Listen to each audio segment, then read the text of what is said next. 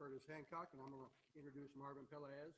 We're pleased to have him back. Last year, he gave a talk on economics and St. Thomas's philosophy of the human person, specifically connecting economics with the human soul, according to St. Thomas. So we expect him to kind of amplify that discussion here today under a different title.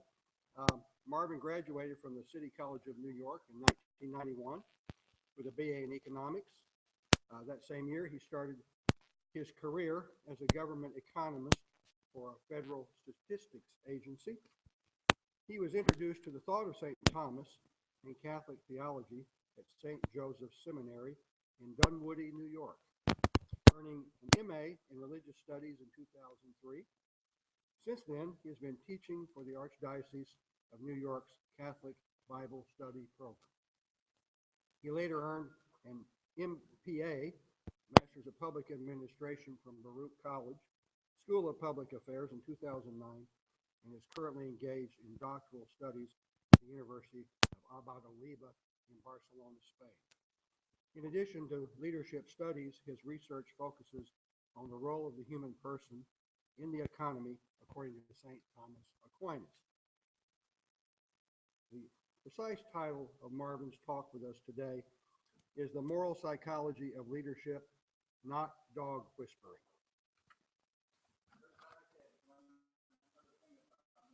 Yes.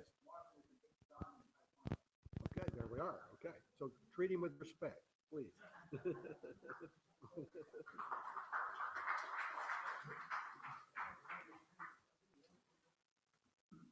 Thank you very much.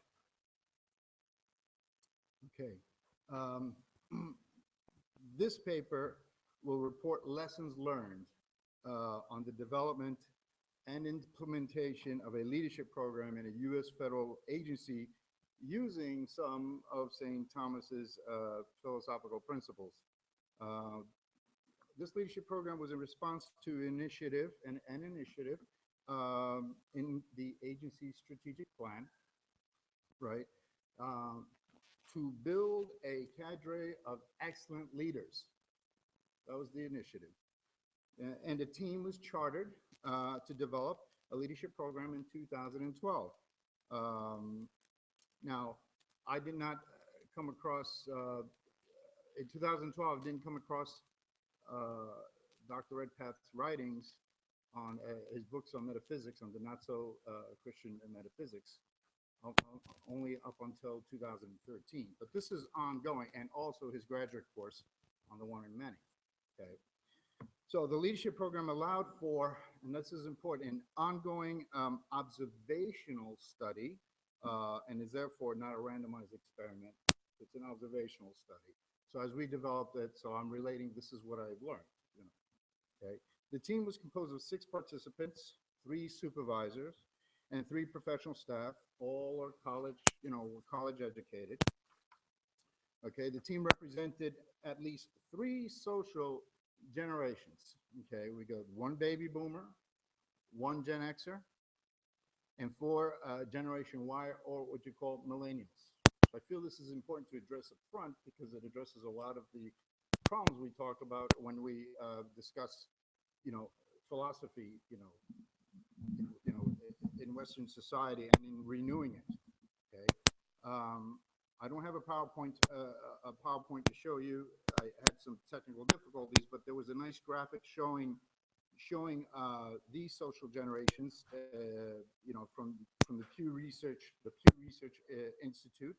You have the baby boomers that were born between 1946 and 1964. Before the baby boomers, there was the silent generation, who were born between 1928 and 1945. The Gen Xers were born between roughly 1965 and 1980, and the millennials, 1981 to 1996. These days, the reality in the workplace that you'll find employees working together from these different generations. And it is not uncommon to see a millennial managing a baby boomer or a Gen Xer, okay? And corporate trainings on leadership or even management abound on how to manage and lead employees from these different generations. Okay, but what I found interesting is not what I just shared with you. Okay, what I found interesting, however, and this was my first lesson learned, was that the majority of the participants on my leadership team most likely were not taught or exposed to an authentic philosophy. Okay, particularly Thomistic philosophy. Now, as university professors, you know all too well what is the plight, or what has been the plight of the liberal arts curriculum, in both Catholic and secular colleges. Imagine superimposing the decline of that quality of education over these social generations. As you have the rise of the millennials, you have the decrease of this, the decrease of these liberal arts education universities, and more so philosophy. Okay. My point here is that it is more likely that the older generations, right, are more open to a metaphysics of leadership, right, than the younger generations. Okay. That disconnect becomes more apparent as I discuss the design of this leadership program that is still ongoing. Okay, so how did we start? Now, there were 6 people, there were 4 millennials, 1 baby boomer, and 1 Gen X. So you see where that's heading. Okay, the team started brainstorming ideas on leadership characteristics, right? The strategy was that once we identified these characteristics, we would develop a training program and base them on those characteristics. That's how we started. Okay. There were several brainstorming sessions, so this wasn't easy. There was a lot of arguing back and forth going on. Okay. My challenge was to have them focus on what is the essence of leadership. Okay. Oftentimes, I found this problem in the leadership literature, okay, and the trainings. Why? Because leadership is often studied in conjunction with some other aspect of leadership, or say species, Dr. Redpath would say, of leadership. For example, leadership is often taught as leadership and power, right? Or leadership and strategy, right? Or leadership in administration, okay? Or the organizational leadership, or the leadership of organizations. It's always in conjunction with something else. So here I'm trying to have the team, let's focus on the essence of leadership. So I challenged them that way. Lesson number 2. Philosophically, the team had a difficult time understanding what essence was. What does essence mean? Okay, and differentiating between the substance of leadership and its accidents. Okay. So here I am trying to include some of the St. Thomas's principle, what I understand from St. Thomas's principle, in the team, in the team's work. It was very difficult. So far, here it goes. Finally, the team came up with 3 main characteristics. Of course, with me prodding them under my guidance. And here are the characteristics. We have communication, vision, and accountability. Okay? And each characteristic had their own sub-characteristics. This is what they thought, but, I tried to keep challenging them. For example, communication was, they thought that, well, in order to communicate, you had to be charismatic, you had to be a motivator, you had to be an advocate, right? You had to be a good writer and speak well, okay? Vision, they thought that vision involved being strategic, being innovative, being flexible. Finally, accountability, they felt, involved, well, leaders should share credit, they should take ownership of their mistakes, right? They should be dependable and trustworthy, and some of these which I did not agree so much under this category, but I wrote it down anyway. They should take calculated yet appropriate risks, right? And they should be committed to getting the job done right the first time, okay? However, these characteristics cannot be exercised in a vacuum because there has to be some context. So before understanding what they mean and why I challenged them. I shared this with them. Why they're important. I persuaded the team to think about leadership and come up with a working definition of leadership to guide our understanding of these characteristics. Okay? Now we go on to the definition of leadership. So the team had a difficult time defining leadership. They knew what leadership was when they see a leader, but they could not articulate what leadership is. Okay? After researching the literature on leadership, I found a definition I thought, was helpful, though in my personal opinion was incomplete, but it was from a standard text on leadership used in graduate programs.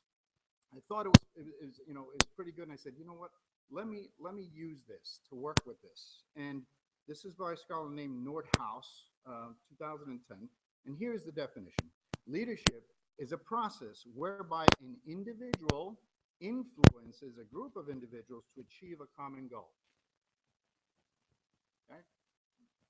Achieve a common. So Nordhaus unpacks this definition. We have the individual, what is influence, what is a process, what is a group, and a common goal. But it is not, however, in my opinion, an organic definition or substantive definition.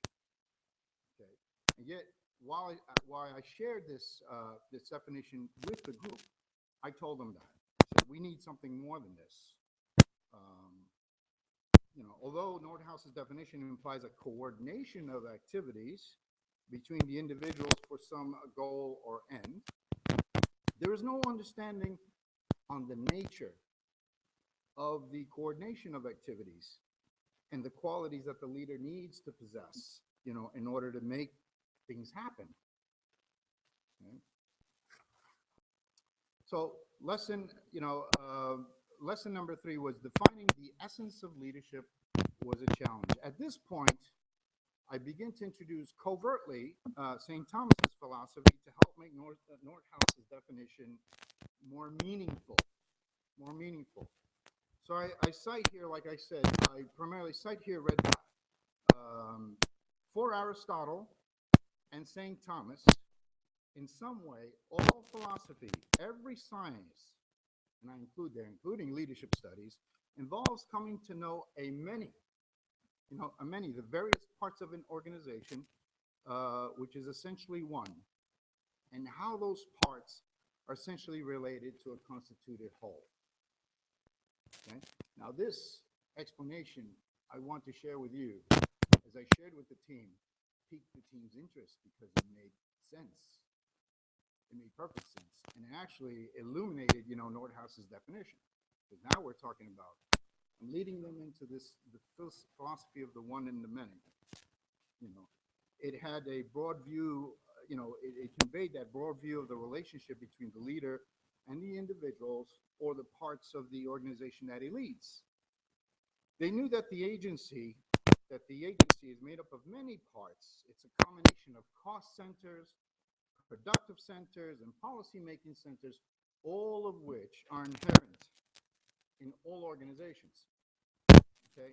Leaders oversee and coordinate these parts in some way, exercising their characteristics, the leadership characteristics, to realize a common goal. However, the team was not sure about how the parts would essentially be one. How could the parts essentially be one? How do the working parts, act in unison? Again, according to St. Thomas, the whole of philosophy science essentially involves a study of opposition between the one and the many, which for St. Thomas is the fundamental opposition to the foundation of all oppositions. Again, I quote Dr. Redpath in his lecture notes of his graduate course. That's a lot. That was a lot for them to understand this. The essence of leadership then, can only be understood against the context, of the philosophical doctrine of the one and the many, which illuminates Nordhaus's definition, because it is the substance of leadership. From this understanding, the one, which comprises a genus or a whole, you'll understand the many parts. The key thing here And this is what I convey to the team. The key thing here, because you'll understand something because of the opposition, because of contrariety and opposition. And leadership is difficult, is difficult to learn because it is the study of unity and multiplicity at the same time, and of opposition. So this eventually, the lesson number 4 here was the philosophy of the one and many illuminates all other definitions of leadership. What happened next? Well, I began to get that glassy-eyed look from my teammates, right? The one you get when they're trying to be polite, but have no idea, what you're saying, okay? But upon further reflection, they said it made sense, but they're trying to grasp. But I felt they were grasping. They really did not completely embrace it. I felt I was losing them, The point is that you don't know what unity is until you know what separates them. Okay? In industry, the various parts of an organization, we're talking the species, and the organization being the whole genus, they're always competing for organizational resources. Okay? Each major division is typically represented by a vice president or directors.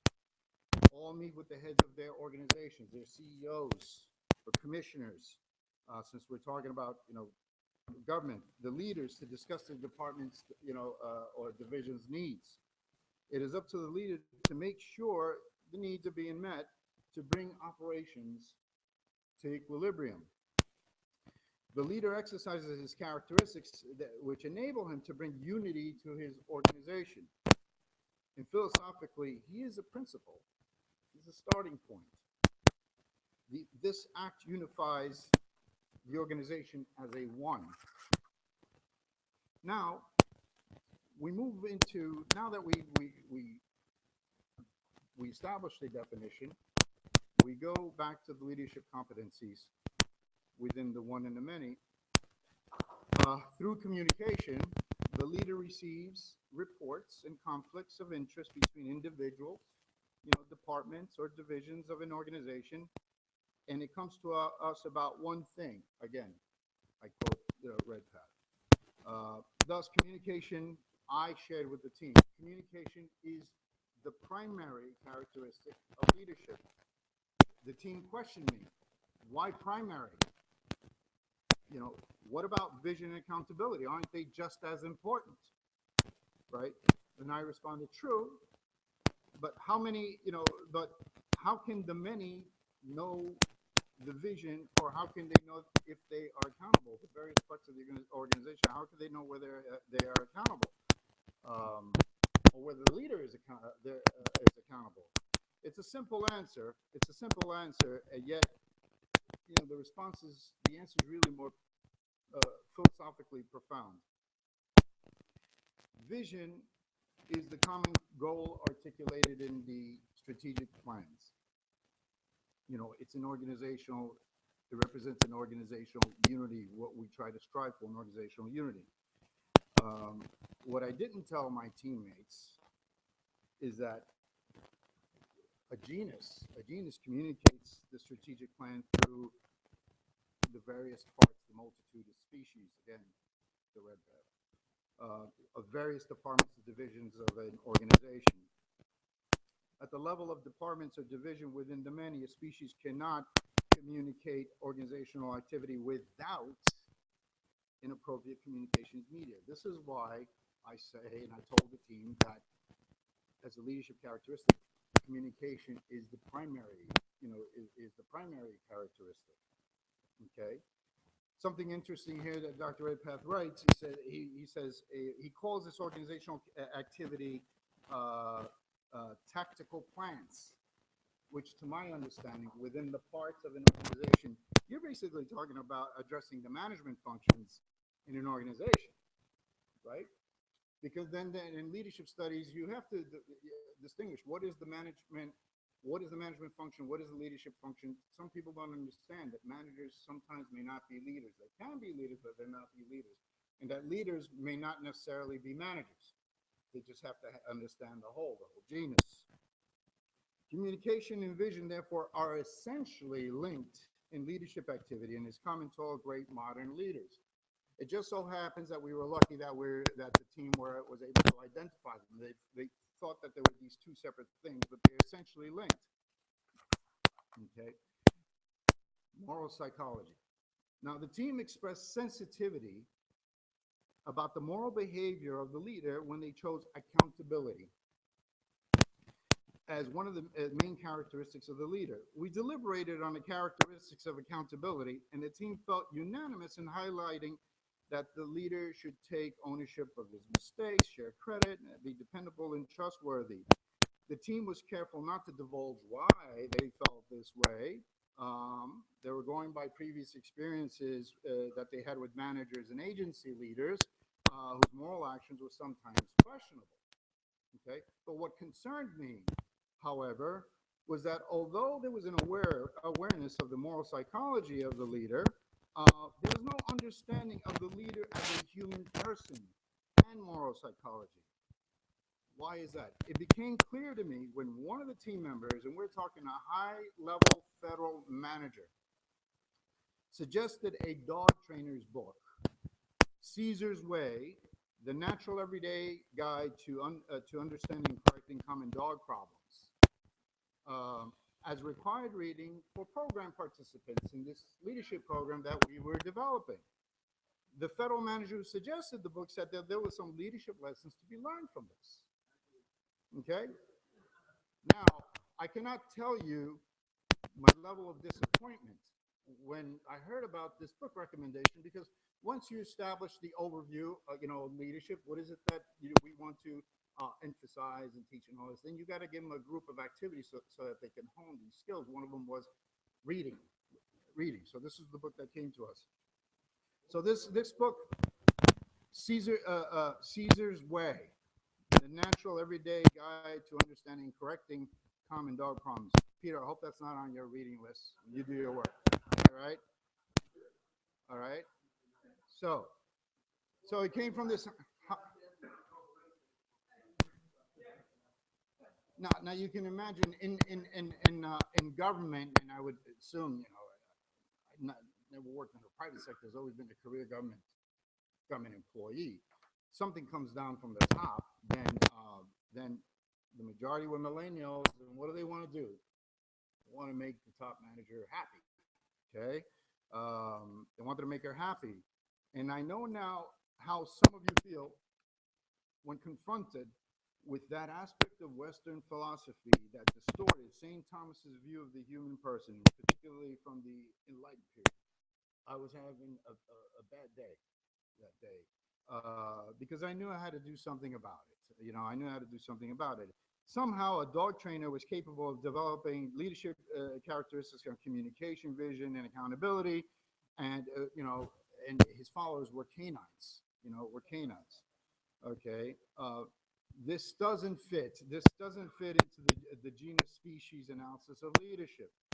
So, there are many, examples of great thoughtful leaders. And then as part of my work on the team, these were the leads that I selected, like Frances Perkins, who was the first female U.S. Secretary of Labor in the 1930s, or Dr. Martin Luther King Jr., who was a civil rights activist. I also offered the team President John F. Kennedy because I felt that he prevented a nuclear war during the Cuban Missile Crisis, a strategy that helped preserve the physical unity of both the USA and the Soviet Union at that time. And these leaders just represent the tip of the iceberg, okay? But in our work of transmitting the work of St. Thomas, following Aristotle, and grasping what leadership is, okay, we have to be careful that we do not inadvertently train dog whisperers, okay? It may seem that I'm exaggerating the effects of this one incident that happened, because it was just one incident that happened in Caesar's Way.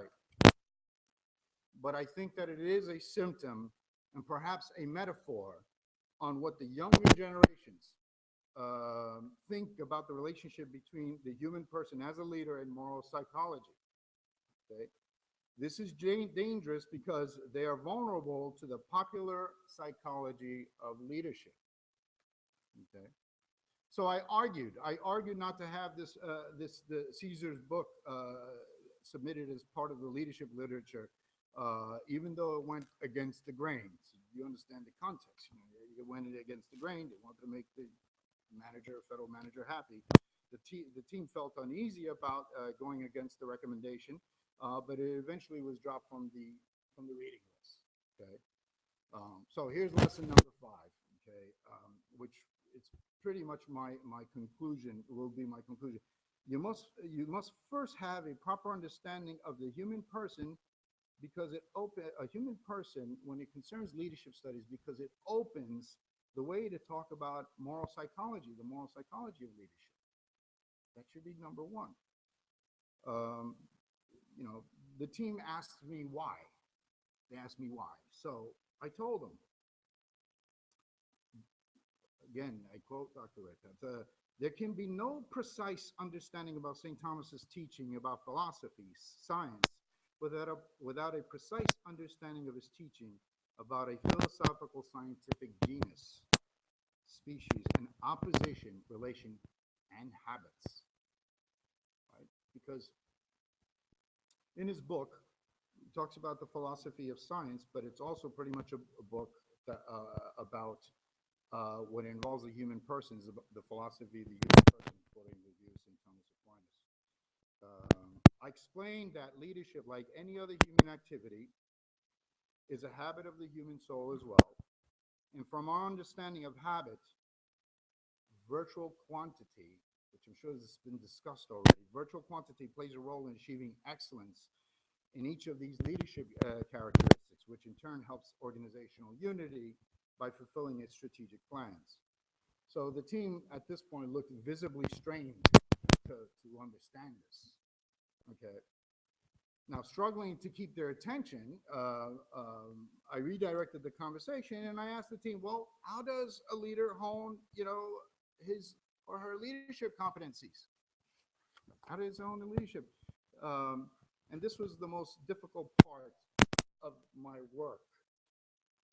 Again, the answer lies, you know, within the psychology of the human person, properly understood.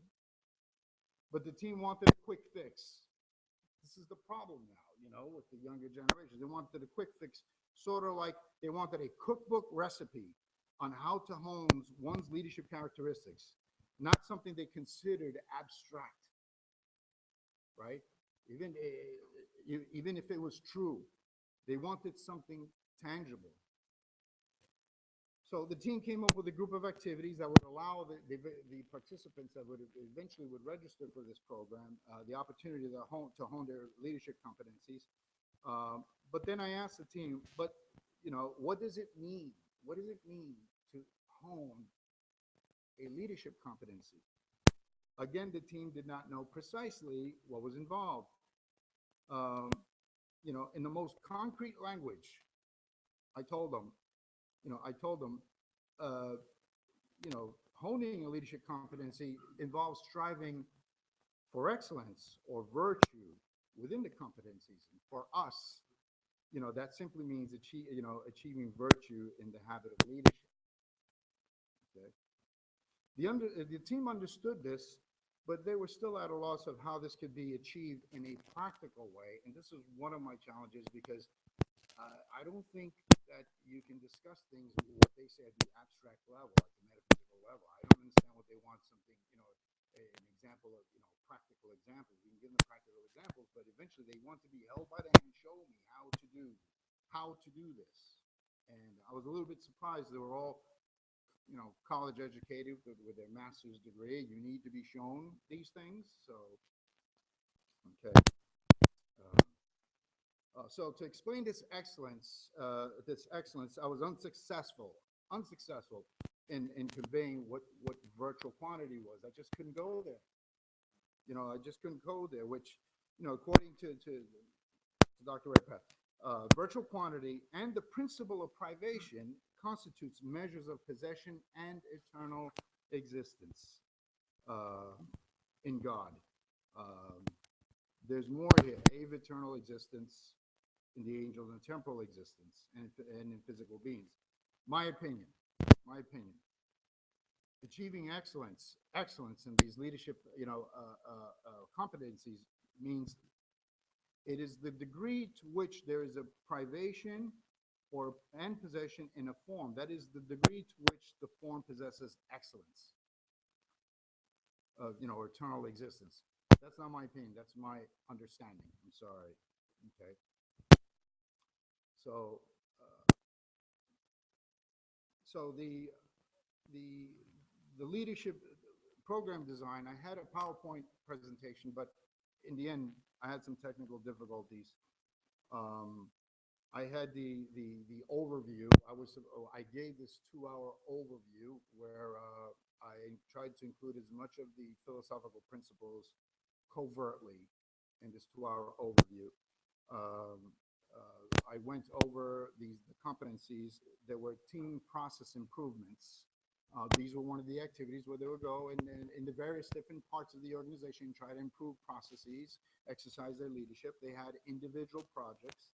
They also had, depending on the department and government, get involved in some federal government initiatives.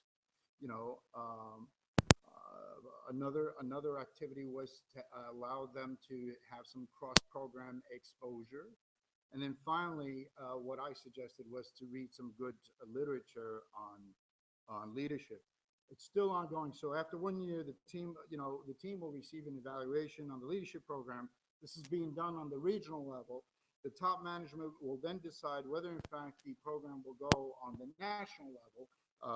So they may want us to make some improvements. So in the interim, I'm working to see how best to incorporate more of St. Thomas's ideas, on the one and the many and virtual quantity in the program.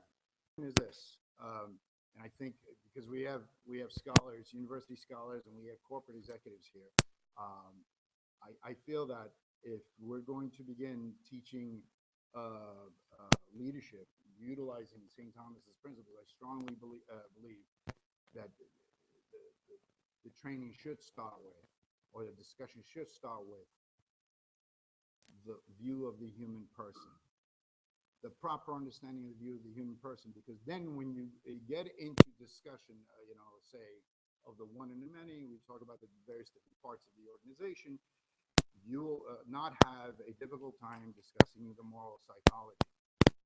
And this is what I plan to do. That's all I have. Thank you very much.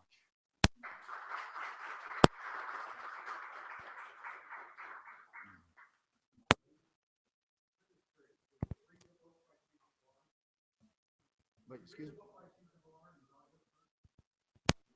Yes, I had to. No, I had to.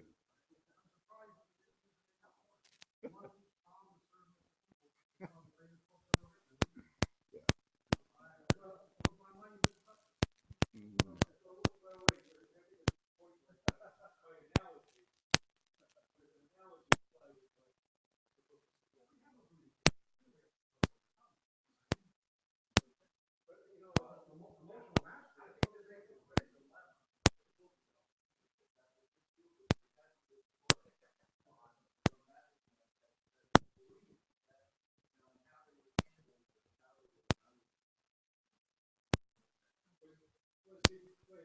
Here's what I would suggest, just to consider it. If you get employees who talk about jobs, but by the way, there's a great, I just read the opening. That sounds like an actress. That doesn't like if I dress for you. It's not a naturally perfect one of it. No, but I think in the sense that I agree with Marvin that it implies a master relationship where I'm sure once you've opened up the can to all. I agree. Yeah. I'm curious about where would you start with the nature of the human person? Where would to get if you were going to do it over here, what would you? I would start with what everyone would know. I would start with the classics. I would start with I would start with Plato. I would start with the classics, and then slowly build up to St. Thomas. I would start with different. I would do like a survey of the understanding of the human nature and see what would work in leadership, what wouldn't. Eventually, yeah.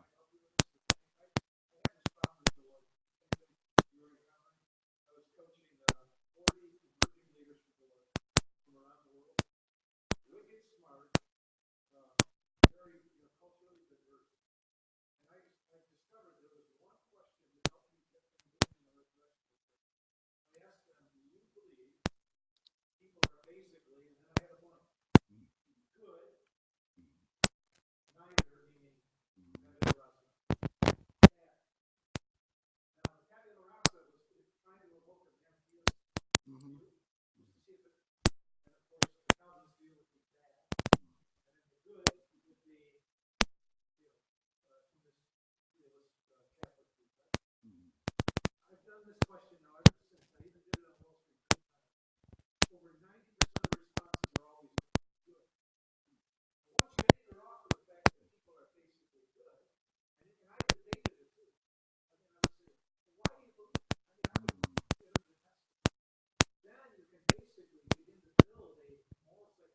Yes.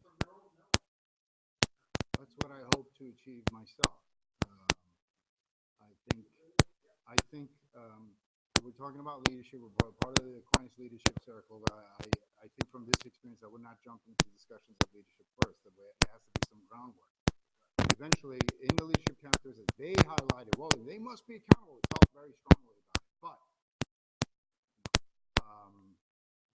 listen, I like Caesar Milan's book. I like Caesar Milan. So I wish that he came to my home and changed my dog. But I think that there's something fundamentally wrong, with having,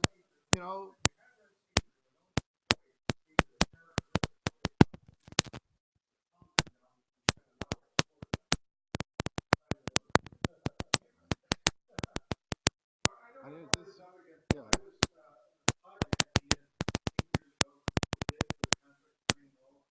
Mhm.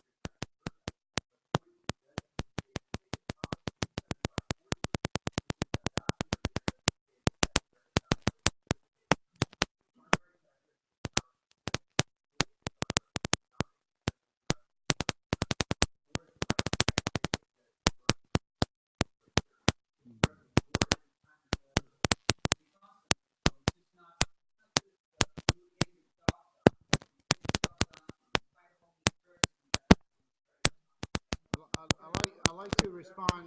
I like to respond. Yeah. I like to respond to the position that it's the leadership. The leadership is not just the leader is not just acting. The end is always first in intention. So that's why the vision is important. Whatever you call it, it's the strategic plan, the goal, the common goal.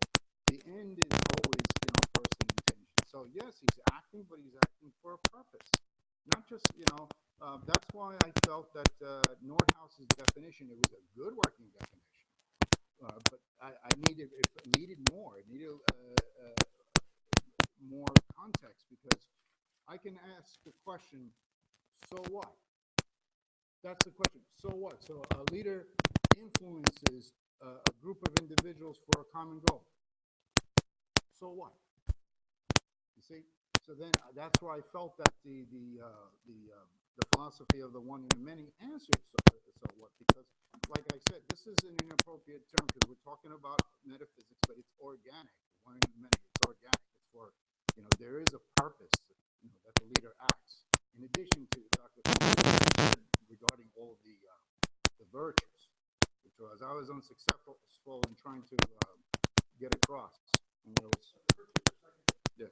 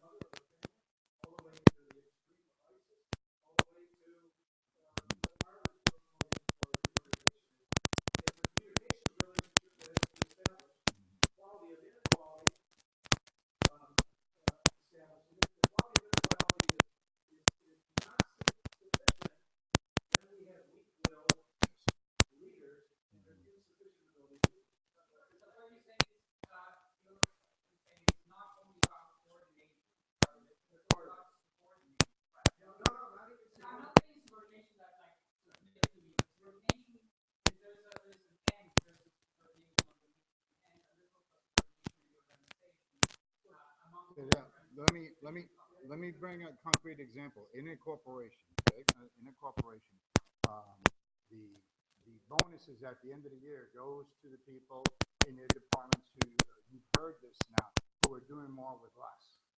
They're all competing with organizational resources, is what I mentioned. They're all competing with emotional resources. And then they get together, the vice presidents, the respective representatives of the divisions, of the parts, of the many. And then the leader who, there's conflict, there's opposition, right? But then the leader within the respective organizations get the job done, but there's still conflict. They show their ability to have that part of the organization thrive, but then it increases everybody else's game in all the other divisions, right? Because then they start comparing them, right? They start comparing them at the end of the, you know.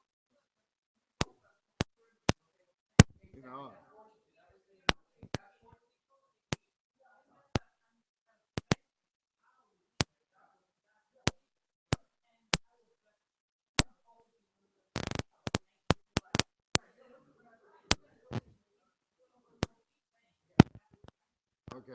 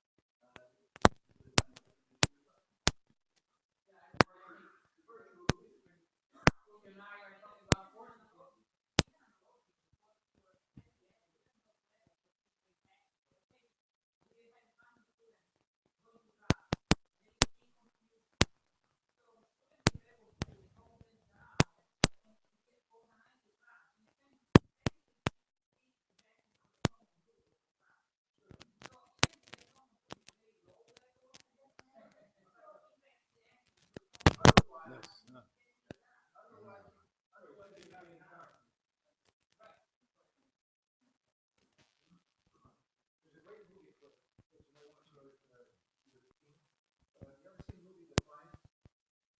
It's about Jewish survivors of World War II. They avoid the Nazi camp by living in the woods. And I know personally that my family lawyer, was one of the teenagers who lived like that throughout the whole of World War II. Eastern Poland, Eastern Poland and Northern Germany. It's Defiance. Defiance. And in the movie, the leader is challenged by another leader. Okay. And they continue to clash. And he knows at some point that the unity of the group is going to break. Because the leader who's challenging him is invoking a tyrannical means on the group. And so, in a moment, it's a brilliant moment, he picks up the gun and points it at the guy and just pulls the trigger. No hesitation. Pulls the trigger right through the eye. And I use that clip and I say to the group, okay, what should we have done in this situation? And I saw all the scenes before where, the unity of groups about to fracture, all of them, okay? And it generates an intense debate about the fact that he was losing his ability to give direction because of a mutiny that was occurring. And this is where you kind of see these pushed right to the margin. And it brings out clearly, and then of course all orders reestablished. But it's a great way of bringing out right at the margin what's going on.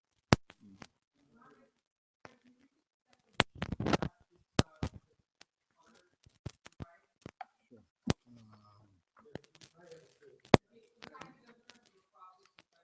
Well, okay. Now, it comes from a standard text. I mean, this is a widely read text, okay? Later, leadership is a process whereby an individual influences a group of individuals to achieve a common goal.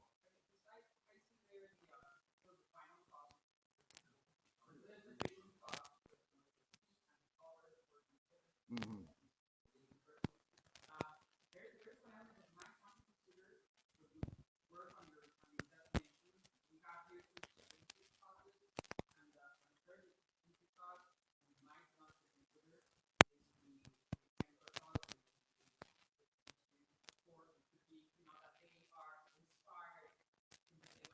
Okay.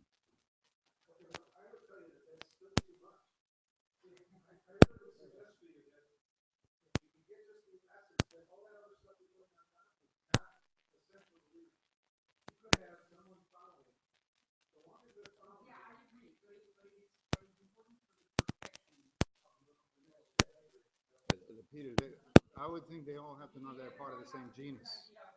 They have to know they're part of the same genus. Yeah,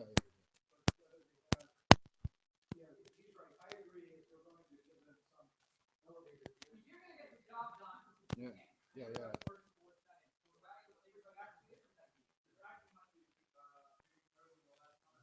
Oh, I'm sorry.